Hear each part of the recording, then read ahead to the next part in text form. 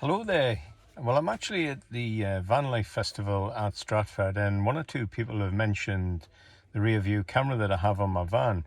Well, coincidentally, I did make a brief video about this just a few weeks ago, but I've never got around to publishing it. I'm not very good at that, to be perfectly honest. But it is something I did to my van over 3 years ago. And I thought it's something that I've done, but I didn't really think it would appeal to anybody else. But then I have noticed somebody actively marketing this kit to do this on eBay. Well, actually, you can do it a hell of a lot cheaper yourself, and I'm all for that. So just stick with it and just watch this and have a go, particularly if you've got a Citroen Relay, Peugeot Boxer or Ducato. And I've noticed recently a Vauxhall Movano is on the same body. So if it's any good to you, great. If not, well, you might be able to apply it to your van. So today what we're going to do, this is the high level brake light off the back of my Citroen Relay van, the 2009 version. Now in my 2014 version, I use a camera as a rear view mirror basically, which goes to a head unit down the front of the van. And originally I did have that camera just screwed externally on the outside of the van, but then I decided to incorporate it into the rear brake light to get a flush finish, and it looks quite nice. So helpfully the Citroen light manufacturer gives you a little target to aim for. So there's a little cross right in the middle of the light. Now then, you'll see there are 4 small lamps which make up the brake light, and that cross is in between the 2 center lamps. So what I managed to do with the hole saw that comes with the camera is just very carefully drill through the outer lens cover, through the silver sort of lamp holder at the back. Now of course you have to be very careful because it's not flat, and you could probably ruin it if you weren't taking your time. And then of course what you want to do is stop before you get to the back here, because of course there's the wiring connection. So I'm just going to go ahead to the pillar drill with the supplied drill bit and drill that hole, and I'll see you soon. Okay then, so there we have it. There's the hole drilled through that the camera's going to sit into. But as I say, the awkward bit, although you do it with the lens cover on, is to drill down through into there, but not so far as to go into the electrical connection.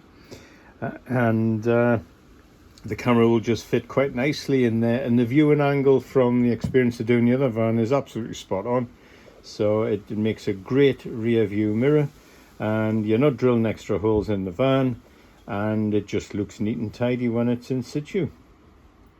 So I think what we're going to do now, because I won't get this one finished in time, I'll just quickly go and take a picture of the one on the black van. So there it is in situ on the black van. As you see, it's quite a neat little job. Perfect for a rear view mirror. Now you might see this other camera here, of course, and this is pointing further down. That's got nothing whatsoever to do with driving the vehicle. That's an added security camera on a 4-way CCTV system that I've got. However, what I have also done on this van is added a camera here, which is mounted just above the license plate. So when I'm in reverse gear, it looks down and I can see perfectly down to the step and the tow bar to make sure that I don't reverse into anything. Although to be perfectly honest, I have done that a couple of times despite having the camera. So here we are sat in the black van, and with my 26 pounds sort of head unit, that is that camera sitting in the brake light, and that's the rear view that I get when I'm driving along. Now I know the van's not parked on the road or anything, but you can see I've got a good wide viewing angle, and that is a great cheap solution. I think it was something like 10 quid for the camera and 26 quid at the time for the head unit. 36 pounds, there you go. Now what I'm going to do is engage reverse gear, and then you'll get the view from the second camera that I have mounted just above the license plate.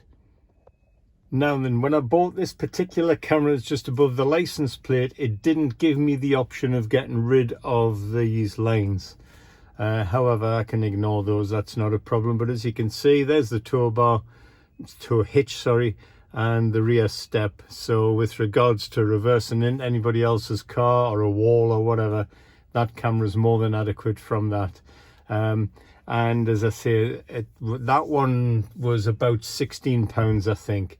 So let's just do a summary here. 26 quid for the head unit, 10 quid for the one that's buried in the brake light, and 16 quid for the one that's buried just above the number plate. Now, with the van being 6 meters long, I did also have to extend the leads on those cameras. But all in all, that's a very, very cheap solution for reversing camera and rear view mirror. And these things are all easily found still on eBay. So I would have a look in there, or if you prefer, then have yourselves a look on Amazon.